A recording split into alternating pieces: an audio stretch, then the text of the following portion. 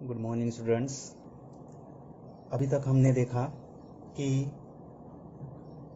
जो फ्लूइड्स होते हैं वो अगर रेस्ट पोजीशन में है तो वो जो फिनोमेना था हाइड्रोस्टैटिक्स का फिनोमेना था।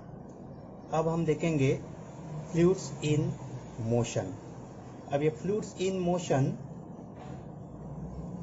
जो है उस एक फिजिक्स की ब्रांच है जिसे हम कहते हैं hydrodynamics. So the branch of physics which deals with the study of some properties of fluids in motion, that is called the hydrodynamics. So in this case, now consider one figure where the fluid is in the motion. So this tube or this diagram is called the flow tube diagram. So in this case, if the fluid having the velocity or that particular pressure, if we can measure it, then such flow is called the steady flow. मतलब जो velocity होती है और जो pressure होता है वो अगर मेजरेबल है वहां पे और उस पर्टिकुलर पॉइंट पे वो कांस्टेंट है, then that flow is called the steady flow. So measurable property such as pressure or velocity of the fluid at a given point is constant over time. So that is called the steady flow. तो इसमें कुछ terms आते हैं जो हमें देखने हैं अभी। पहला है फ्लो लाइन। अब फ्लो लाइन का मतलब क्या है? मतलब जिस पाथ से कोई पार्टिकल या कोई उस फ्लूइड की लेयर जो है वो अगर मूव हो रही है उस पाथ को कहते हैं फ्लो लाइन। जैसे कि यहाँ पे देखो ये ब्लैक इसमें एरो देके जो शो किया गया है वो है उस फ्लूइड की flow line. Okay, so it is the path of an individual particle in moving fluid that is shown in the diagram. Then second है स्ट्रीम लाइन। अब स्ट्रीम लाइन मतलब क्या है? जैसे कोई फ्लो लाइन ऐसे कर्व पाथ में follow कर रही है और इस पॉइंट पे हम लोग एक पर्टिकुलर गिवन पॉइंट पे, गिवन इंस्टेंट पे, गिवन पॉइंट पे, उस पॉइंट पे अगर ये डायरेक्शन है, डायरेक्शन ऑफ मोशन, उस पे यहाँ पे हम लोग अगर कोई टैंजेंट ड्रा करते हैं, okay, so that tangent gives the direction of that particular flow. मतलब वो उस पर्टिकुलर फ्लो की डायरेक्शन उस पॉइंट पे शो करेगा और उस डायरेक्शन में उस पार्टिकल की क्या रहेगी? वेलोसिटी रहेगी। अब ये वेलोसिटी उस पॉइंट पे शो होती है, उसी को कहते हैं stream line. Means it is the curve whose tangent at any point in the flow is the direction of the velocity of the flow at that point. So this streamline or that flow line both are identical for the steady flow. अब steady flow के लिए ये streamline और जो flow line होते हैं वो दोनों identical होते हैं अगर flow steady है तो। Then next term is the flow tube. अब ये flow tube क्या होता है? अब flow tube एक imaginary हम लोग बंडल कंसिडर कर सकते हैं और उसको एक पर्टिकुलर इमेजिनरी वॉल्स है ऐसे कंसिडर करना है। Imaginary bundle of the flow of lines having particular imaginary walls. So for the steady flow the fluid can not cross the wall. जैसे अगर ये वॉल है इसके तो ये फ्लूइड जो है वो उस पर्टिकुलर वॉल को क्रॉस नहीं करते हैं। Okay, so it is an imaginary bundle of the flow lines bound by an imaginary wall that is called the flow tube. तो उसको वो क्रॉस नहीं करेंगे। So fluids in adjacent flow tubes can not mix. मतलब adjacent tube, अगर ये एक tube है, ऐसे बहुत सारे ट्यूब्स रहेंगे एडजेसेंट ट्यूब, तो वो उस पर्टिकुलर इसमें वो मिक्स नहीं होते एक दूसरे में। देन लैमिनर फ्लो और स्ट्रीमलाइन फ्लो। अब लैमिनर फ्लो या स्ट्रीमलाइन फ्लो का मतलब क्या है? तो ये एक स्टेडी फ्लो होता है जहां पे जो एडजेसेंट लेयर जो है वो फ्लूइड के स्मूथली मूव होते हैं, स्मूथली मूव, और वो एक दूसरे में वहां पे मिक्स नहीं होंगे, स्मूथली मूव होंगे। जैसे कि रिवर बैंक पे जो वाटर फ्लो होता है ऐसे स्मूथली फ्लो होता है, that is the laminar flow. So it is A steady flow in which adjacent layers of the fluid move smoothly over each other. एक दूसरे के ऊपर वो सभी लेयर जो है वो स्मूथली वहां पे फ्लो होते हैं, एडजेसेंट लेयर, उनको कहते हैं लैमिनर फ्लो. उसके बाद आता है टर्बुलेंट फ्लो. अब एक टर्बुलेंट फ्लो का मतलब क्या है? टर्बुलेंट फ्लो में जो फ्लूइड है वो, या जो लेयर है या जो पार्टिकल है, वो सभी हाई स्पीड रेट से वहां पे फ्लो होते हैं और वो स्टेडी फ्लो नहीं रहता है वहां पे.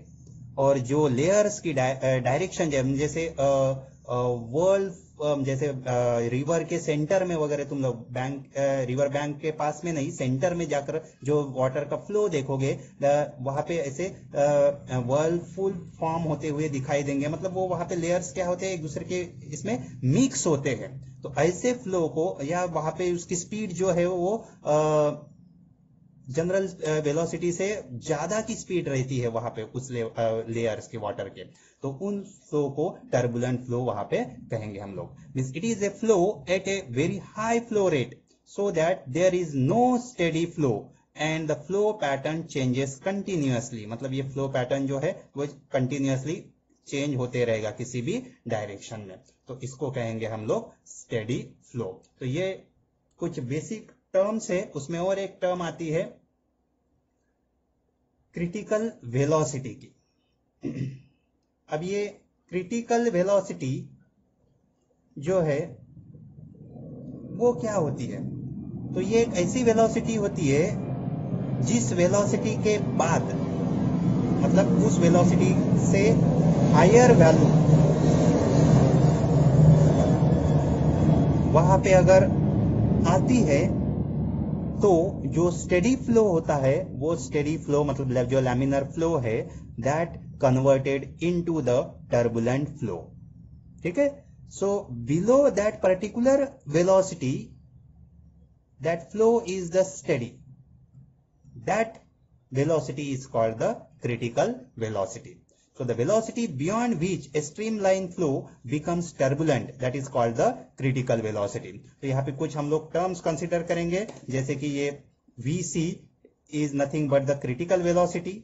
Rn, यहाँ पे एक नंबर आता है जिसे कहेंगे हम लोग रेनॉल्ड्स नंबर. वो क्या है बताऊंगा मैं.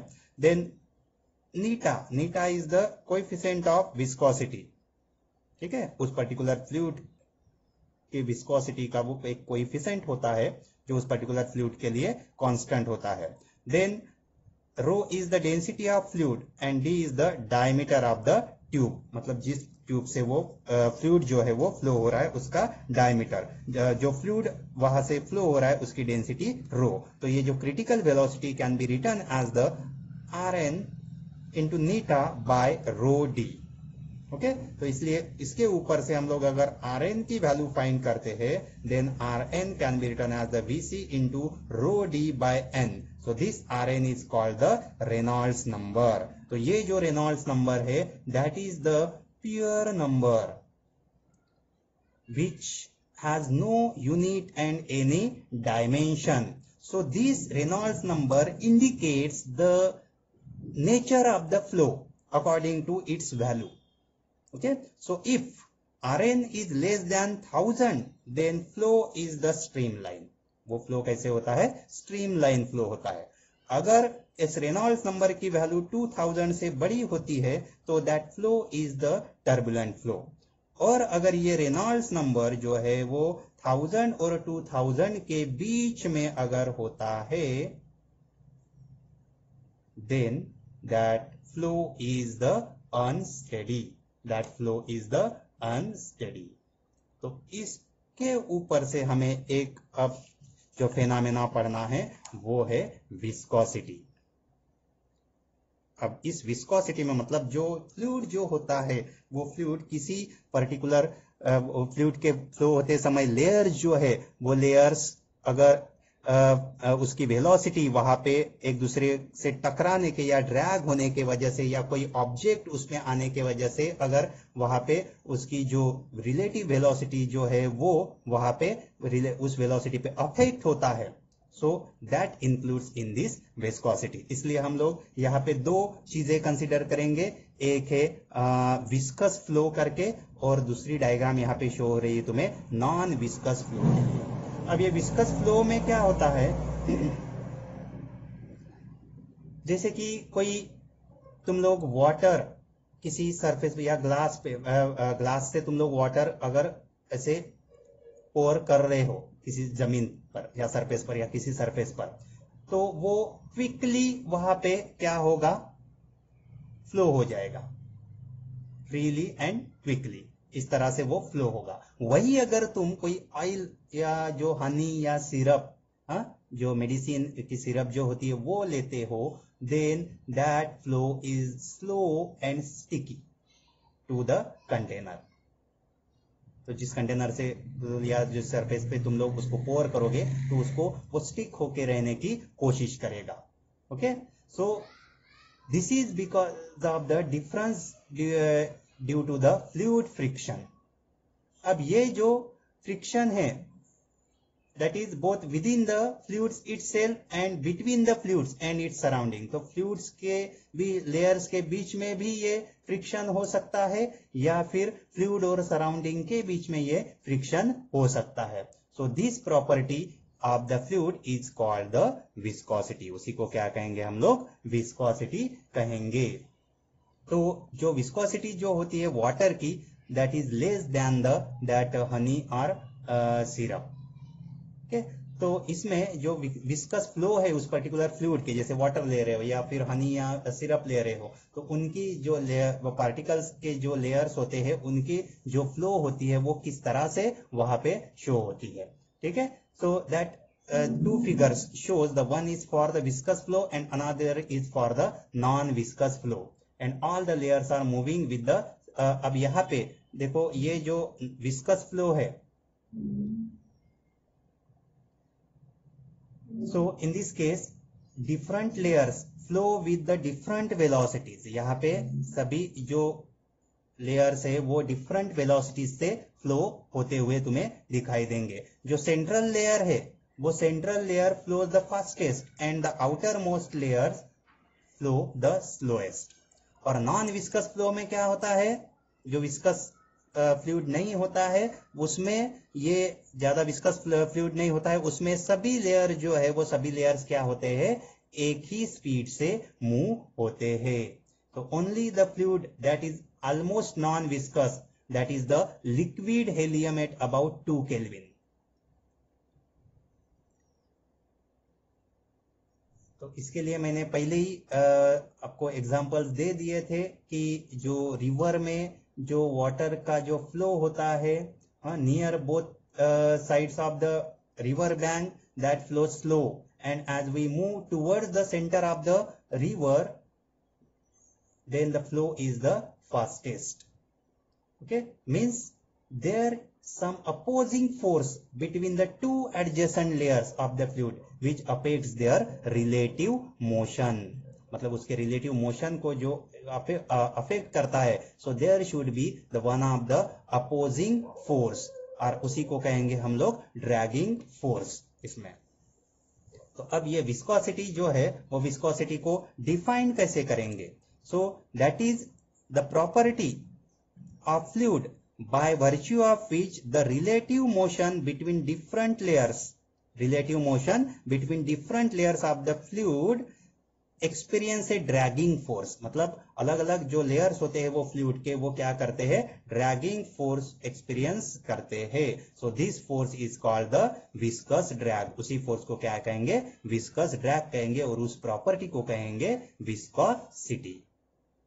राइट, तो ये जो यहाँ पे डायग्राम दी है वो डिफरेंट वेलोसिटीज, जैसे कि ये जो v इतनी वेलोसिटी से यहाँ पे शो हो रहा है फ्रॉम द स्टेशनरी लेयर, तो उसके ऊपर की लेयर की वेलोसिटी कंसीडर की है v प्लस dv, और स्टेशनरी लेयर से वो जो v इतनी वेलोसिटी लेयर है उसका डिस्टेंस है x, और v प्लस dv जो वेलोसिटी है उसका डिस्टेंस है x प्लस dx, और उसके नीचे की जो लेयर कंसिडर की है उसकी वेलोसिटी v माइनस dv अगर है तो वो अगर उसका डिस्टेंस है x माइनस dx.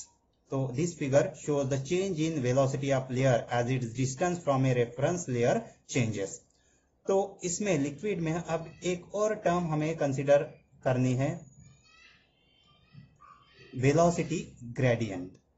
अब ये वेलोसिटी ग्रेडियंट क्या होता है? अब ग्रेडियंट का मतलब होता है कि जो particular quantity divided by the distance और लेंथ. ओके, अब वेलोसिटी ग्रेडियंट कहा गया है तो whatever be the change in the velocity, rate of change of velocity that is measured from a stationary layer. Okay, तो with particular distance from the stationary layer means ratio of the velocity by the distance. So rate of change of velocity means dv with distance dx measured from a stationary layer is called the velocity gradient. जैसे हम लोग consider करेंगे v इतने velocity और वो x इतने distance पे है, सो v बाय x या जो भी चेंज हो रही है उसको हम लोग अगर dv कंसिडर करते हैं और चेंज इन डिस्टेंस को dx कंसिडर करते हैं तो dv by dx is called the velocity gradient. Then next term आती है यहाँ पे कोएफिशिएंट ऑफ विस्कोसिटी. अब ये कोएफिशिएंट ऑफ विस्कोसिटी क्या है? According to the Newton's law of viscosity, जो स्ट्रीमलाइन फ्लो होता है, for a streamline flow that viscous force means F is directly proportional to the area of the layer. वो किसमें proportional होता है? Area, layer का जो एरिया होता है उसमें. एंड सेकंड केस है velocity gradient means that viscous force is directly proportional to the velocity gradient. तो इन दोनों को अगर कंबाइन करते हैं F proportional to A dv by dx और F इक्वल्स टू यहाँ पे कांस्टेंट पुट करते हैं eta into A dv by dx. So this eta is called the constant of proportionality here and that is called the coefficient of viscosity. So this coefficient of viscosity can be written as n equals to F by A dv by dx. इसको लेके जाते हो इधर F ये divided by A और ये dv by dx as it is रहेगा. Means that is defined as viscous coefficient of viscosity. कैसे डिफाइन करोगे? That is the force per unit area per unit velocity gradient. Force per unit area per unit velocity gradient, that is called the coefficient of viscosity. So its SI unit is the newton second per metre square रहेगा. इस formula से तुम लोग वो unit निकाल सकते हो.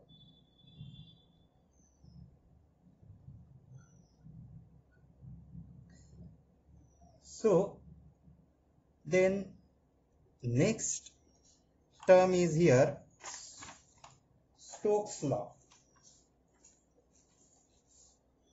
So what is mean by here Stokes law? अब जो भी तुम लोग कंसिडर कर लिया हमने कि किसी सरफेस पे और फ्लूइड के लेयर्स में जो ड्रैगिंग फोर्स होता है, ओके, तो किसी ग्लास में हम लोग कोई फ्लूइड अगर रखते हैं और उसमें कोई स्फीयरिकल बॉल या छोटा बॉल वहां पे डालते हैं, okay, then it moves from upper level to the lower means through the liquid. तो ये लिक्विड से फ्लो होते समय उस पर्टिकुलर बॉल पे एक पर्टिकुलर ड्रैगिंग फोर्स वहां पे अप्लाई होता है, जिसके वजह से उसकी जो ओरिजिनल वेलोसिटी है वो ओरिजिनल वेलोसिटी क्या होती है? कम हो जाती है due to the opposing force. तो ये यहाँ पे हमें देखना है स्टोक्स लॉ में. तो ये जो जॉर्ज स्टोक्स जो है that he gave the law for the viscous force acting on a spherical object falling through the viscous medium.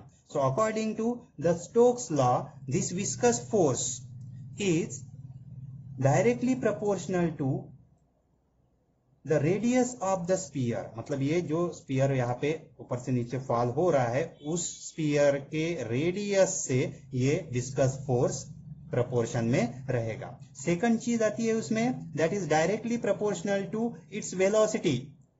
जितने वेलोसिटी से वो उस फ्लूइड में से फ्लो हो रहा है. एंड थर्ड केस आती है that is directly proportional to the coefficient of viscosity. ये तीनों चीजों को यहाँ पे कंबाइन कर देते हैं तो F V is proportional to N नीटा means n means neta here r and v means fv equals to 6 pi neta rv. So this is the formula for the viscous force according to the Stokes law.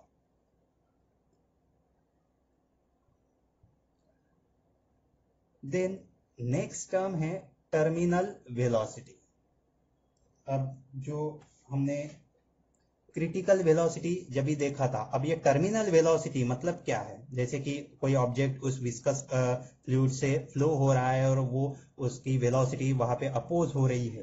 Okay, सो इसके लिए क्या consider करना है हमें? एक container consider करते हैं जहाँ पे ये फ्लूइड रखा है और उसमें से कोई बॉल अगर वहां से ऊपर से नीचे अगर आ रहा है, so consider this spherical object falling through the viscous fluid. तो सम forces experienced by this sphere during its downward motion। अब ये डाउनवर्ड मोशन में कौन कौन से फोर्सेस वहां पे एक्ट होते हैं? तो पहला तो है viscous force. Okay, so that viscous force act in the upward direction. Body नीचे आ रही है और वो उस बॉडी को अपोज कर रहा है फोर्स, तो वो कौन से डायरेक्शन में रहेगा? अपवर्ड डायरेक्शन में रहेगा वहां पे। ठीक है, so that F V is directed in the upward direction. ये देखो यहाँ पे शो किया है मैंने विस्कस फोर्स। देन सेकंड, अब ये क्या करेगा? That goes on increasing with increase in its velocity. This viscous force that is directed upward and its magnitude goes on increasing with increase in its velocity. मतलब इस ball की जो velocity increase होते है उसको मतलब ये विस्कस फोर्स भी क्या होते जाएगा? वहां पे इंक्रीज होते जाएगा। देन सेकंड है ग्रेविटेशनल फोर्स। तो ग्रेविटेशनल फोर्स क्या रहेगा? Weight of the body, that is the mg। Okay, so that acts in the downward direction. And third case रहेगा यहाँ पे, थर्ड फोर्स अपथ्रस्ट या जिसे बॉयंट फोर्स कहते हैं, that always acts in the upward direction by the fluid on the body. So net force जो रहेगा वो नेट फोर्स हम लोग ये स्मॉल f से डिनोट करेंगे। Okay, so that net force can be written as, अब ये एक फोर्स डाउनवर्ड डायरेक्शन में है और दो फोर्सेस ऊपर के डायरेक्शन में है, तो ये दोनों की एडिशन होगी और ये डाउनवर्ड मतलब वेट होगा। Now obviously this mg is suppose greater than this two forces, means we can write this fg minus fv viscous force plus fu upthrust. इस तरह से हम लोग इसे लिख पाएंगे। So now among these three forces, this fg and fu are constant। fg मतलब ये और ये fu अगर ये कांस्टेंट है, while fv increases with increase in its velocity। मतलब अगर उसकी वेलोसिटी इंक्रीज होती है तो ये जो fv है वो फोर्स जो है वो इंक्रीज होगा with the increase the velocity of the body. तो इस स्टेज में ओके, इस स्टेज पे जब the net force becomes zero, ठीक है, अब ये इक्वल्स टू ये रहेगा और एक पर्टिकुलर स्टेज पे जो नेट फोर्स जो रहेगा वो जीरो रहेगा, मतलब f की वैल्यू जीरो आती है as f equals to zero, then you can write this fg equals to fv plus fu। ये इस तरह से यहाँ हम लोग लिख पाएंगे। तो after that the downward velocity जो रहेगी, अब इस सिचुएशन में मतलब जब ये mg और ये अपथ्रस्ट इक्वल होगा, उस सिचुएशन में ये जो रिजल्टेंट फोर्स रहेगा f that is equals to fv plus fu होगा। उस सिचुएशन में ओके, जो डाउनवर्ड वेलोसिटी जो रहेगी वो उस बॉडी की क्या रहेगी? कांस्टेंट रहेगी। And this constant velocity is called the terminal velocity. इस कांस्टेंट वेलोसिटी को क्या कहेंगे हम लोग? टर्मिनल वेलोसिटी कहेंगे। नाउ द विस्कस फोर्स जो रहेगा वो भी क्या रहेगा यहाँ पे? अब इस सिचुएशन में कांस्टेंट रहेगा। तो the entire discussion necessarily applies to the stream line flow only. अब इसमें सिर्फ क्या कंसिडर करना है? स्ट्रीम लाइन फ्लो के लिए ही ये कंसिडर करना है। तो इसलिए अब कुछ चीजें यहाँ पे हम लोगों को डिराइव करनी है और फिर से वही चीज कंसिडर करेंगे कि स्फेरिकल ऑब्जेक्ट यहाँ पे falling under the gravity through a viscous medium, इस मीडियम से वहां से फ्लो हो रहा है। Let the radius of the spherical sphere is R, अब इसका जो रेडियस है वो आर है, यहाँ पे स्मॉल आर कंसिडर करेंगे। और mass is the M, R is the radius, M is the mass and rho is the density. Okay, again rho किसकी डेंसिटी रहेगी? स्पीयर की, density of sphere. Okay, again density of the medium, मतलब इसको sigma से consider करते हैं। Density of the medium मतलब जिस मीडियम से वो जो बॉल है, स्फेरिकल बॉल, वो फ्लो हो रहा है, डेंसिटी ऑफ मीडियम। अब यहाँ पे दो डेंसिटी है, एक density of the sphere that is the rho and sigma is the density of the medium. Okay, and neta is the coefficient of viscosity, neta is the coefficient of viscosity। अब ये जो spear है attains the terminal velocity, एक समय ऐसा आएगा जहां पे वो टर्मिनल वेलोसिटी से फ्लो होने लगेगा। Then the total downward force acting on the sphere is balanced by the total upward force, मतलब जो भी डाउनवर्ड फोर्स रहेगा that is balanced by the upward force रहेगा। तो यहां पे हम लोग कंसिडर करेंगे कि total downward force is equals to the total upward force. Okay, total downward force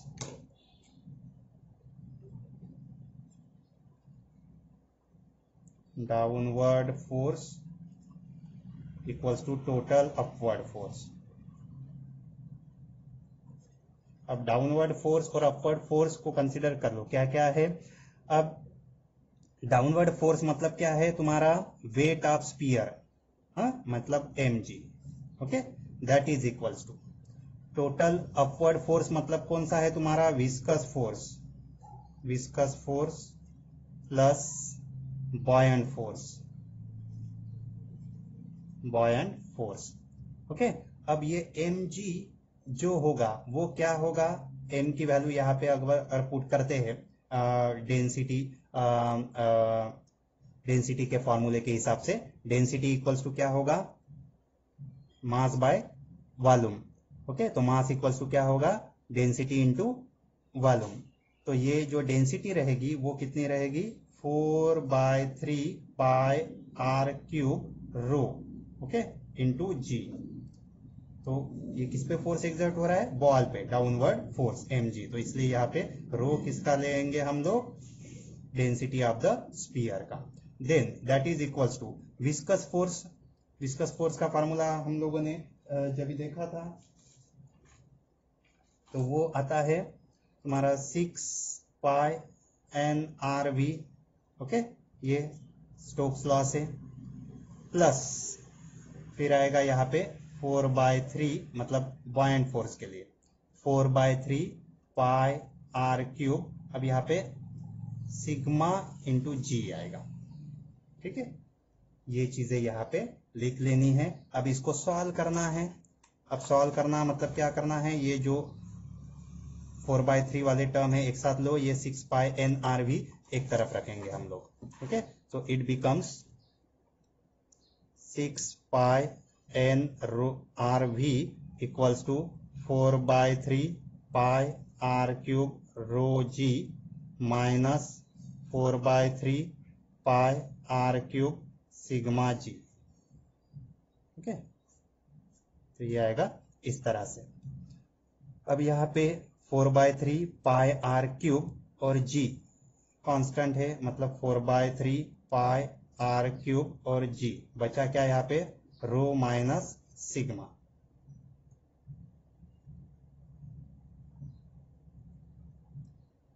okay, then यहाँ पे हमें निकालनी है अब टर्मिनल वेलोसिटी। अब v के लिए यहाँ पे कंसीडर करेंगे। ओके, तो ये 4/3 pi R cube into G as it is रहेगा, ये भी एज इट इज रहेगा। बाकी जो v छोड़ के ये जो टर्म्स है 6 पाई एन आर ये जाएंगे डिवीजन में इसके, ठीक है। तो v इक्वल्स टू ये रहेगा 4/3 pi R cube G rho minus sigma into 1/6 pi N R, ठीक है। तो अब इसको ये मल्टीप्लीकेशन यहाँ पे सॉल्व कर लेते हो, ओके। तो ये 2 टाइम्स, ये 3 टाइम्स, ओके। 3 3 = 9, ऊपर 2 बचेगा, मतलब 2/9 और एक r कट जाएगा, मतलब ये r² g as it is, rho by rho minus sigma, ये पाई भी कटेगा, एक पाई है, ठीक है, डिवाइडेड बाय सिर्फ यहाँ पे नीटा बचा, ठीक है। तो ये रहेगा ये v के लिए फार्मूला। अब इसमें क्या आया 2/9 r², तो इसको इस तरह से लिख लेते हैं 2/9 r² rho minus sigma g by नीटा, ठीक है। और नीटा के लिए निकालना है value 2/9 r² rho minus sigma g by v, means this expression gives the terminal velocity